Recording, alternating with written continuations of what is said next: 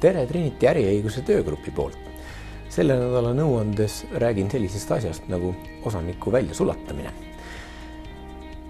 On ju levinud, et selleks, et osanikust lahti saada,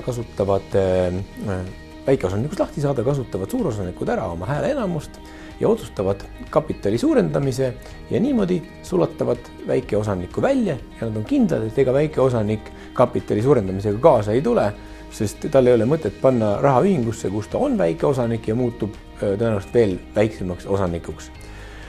Aga seda tehes võivad sattuda osanikud lõksu. Nimelt on Riigikohus öelnud, et vaidluse korral peavad suutma osanikud selgitada, et ühingul oli rahavajadus ja täiendavat kapitali oli vaja. Sellepärast, et Riigikohtu hinnangul on ühingu üle kontrolli haaramine ebaausal viisil vastuolus osanike kohustusega käituda üksteise suhtes heas usus ja arvestada teiste õigustega ja on öelnud, et õiguste teostamine ei ole lubatud viisil, mille eesmärk on teistele kahju tekitamine. Kui teil on küsimusi selle kohta, kuidas osanikke välja sulatada või väljasulatamise vastu võidelda, siis võtke meiega ühendust.